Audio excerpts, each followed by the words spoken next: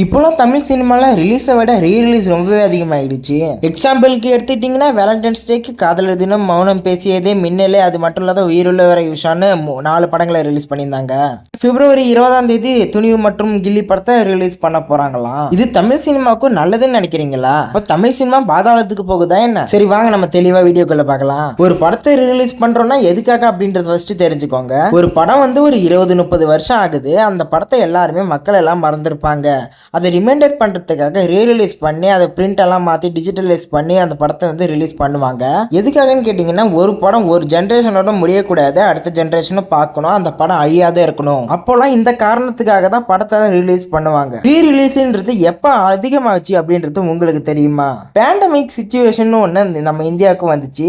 அது வேற ஒன்றும் இல்லை, கொரோனா டைம். இப்போ தியேட்டர் ஓனர்ஸ் எல்லாமே முடங்கி போனாங்க. அது மட்டும் இல்லாத படங்கள் எல்லாமே ஓடிடிக்கு போயிட்டு இருந்துச்சு. தியேட்டர் ஓனர்ஸுக்கு எதுவுமே அந்த லாபமே கிடைக்காத இருந்தாங்க. இப்போ சில ப்ரொடக்ஷன் கிட்ட ரிக்யூஸ் பண்ணி சில படங்களை ரீரிலீஸும் பண்ணாங்க. அது மட்டும் இல்லாத அந்த டைம்ல மக்களுமே சில பேர் பார்த்தாங்க. ஆனா அப்ப பல மக்கள் வந்து பார்க்காதான் இருந்தாங்க, தியேட்டர் பக்கம்லாம் போகாத. ஏன்னு கேட்டீங்கன்னா அப்ப கொரோனா காலகட்டம் இல்லையா? அப்ப வெளியவே போகக்கூடாதுன்னு ஊரடங்கு போட்டு பல கட்டுப்பாடுலாம் உட்பட்டு தான் வந்து தியேட்டர்ஸ்ல படமே ரிலீஸ் பண்ணாங்க. அந்த டைம்ல பல மக்கள் வந்து பார்க்காதான் இருந்தாங்க. எல்லாமே ஓடிடி அந்த மாதிரி வந்து படத்தை பார்க்க ஆரம்பிச்சிட்டாங்க. வாரம் ஃப்ரைடே புது படம் வந்தாலே பைரசில பார்க்குற நம்ம மக்கள் வந்து எப்படிங்க ரீரிலீஸ் படத்தெல்லாம் தியேட்டர்ல போய் பார்ப்பாங்க. இந்த கொரோனா டைம்ல எல்லாருமே யூடியூப்ல பல படங்கள் பழைய படங்கள் எல்லாத்தையுமே பார்த்துட்டு தான் இருந்தாங்க.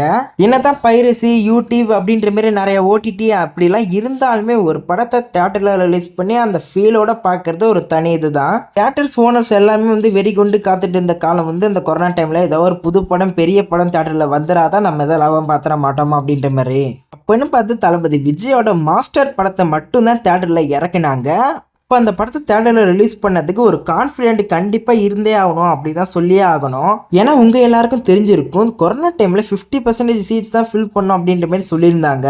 அதையெல்லாம் தாண்டி பல கண்டிஷனுக்கு உட்பட்டு ரிலீஸ் ஆன படம் தான் மாஸ்டர்.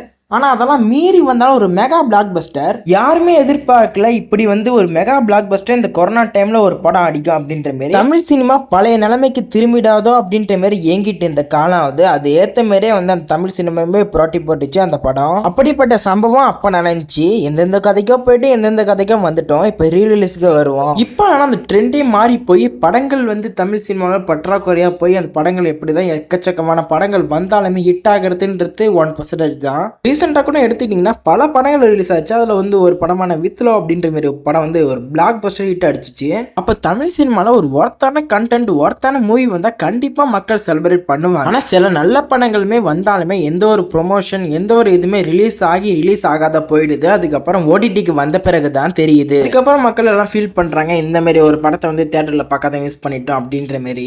சில படங்களில் தியேட்டரில் நல்லா பெர்ஃபார்ம் பண்ணியிருந்தாலுமே ஓடிடிக்கு வந்த பிறகு இந்த படத்தை எப்படிலாம் சொன்னாங்க அப்படின்ற மாதிரி சொல்கிறாங்க. எக்ஸாம்பிளுக்கு எடுத்துட்டிங்கன்னா தலைவர் தம்பி தலைமையில் தியேட்டரில் ரிலீஸ் ஆன ஒரு பெரிய காமெடி என்டர்டெய்னர் அப்படின்ற மாதிரி நிறைய ப்ரொமோஷன்ஸ் நிறைய ரிவ்யூஸ் நல்ல ரிவ்யூஸ்லாம் வந்துட்டு இருந்துச்சு.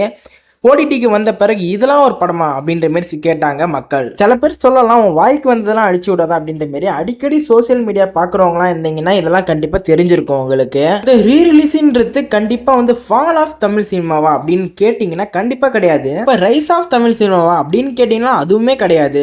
டைலாக் இருக்குல்ல, அளவுக்கு மீறினால் அமிர்தமும் நஞ்சு அப்படின்ற மாதிரி, அந்த மாதிரி தான் படங்கள் ரீரிலீஸ்ன்றது வரலாம். மாசத்துக்கு ஒரு 30 படங்கள் ரிலீஸ் ஆகுதுன்னா ஒரு 25 படங்கள் நியூ ரிலீஸாக இருந்து ஒரு 5 படங்கள் வந்து ரீ ரிலீஸாக இருந்தால் ஓகே. அதுக்கு ஆப்போசிட்டாக ஒரு 25 படங்களை ரீ ரிலீஸ் பண்ணி ஒரு 5 படங்கள் மட்டும் புது படங்களாக வந்துச்சுன்னா கண்டிப்பாக இந்த ட்ரெண்டுன்றது மக்களுக்கு ரொம்பவே போர் அடிச்சிடும். தமிழ் சினிமாவை வந்து ஃபாலோ ஆகிடும்.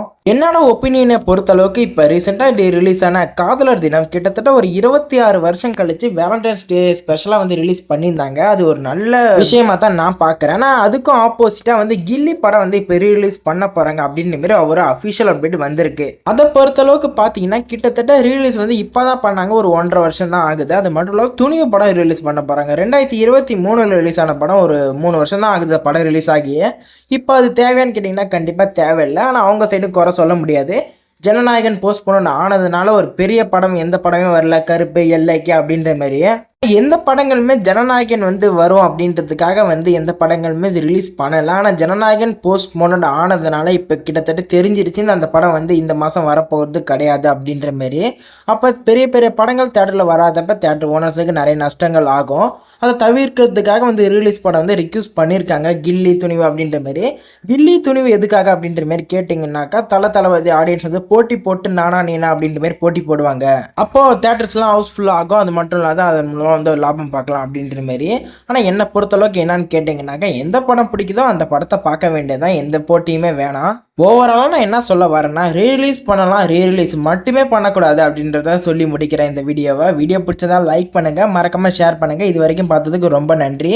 சேனலுக்கு புதுசாக சப்ஸ்கிரைப் பண்ணுறீங்க. Bye friends.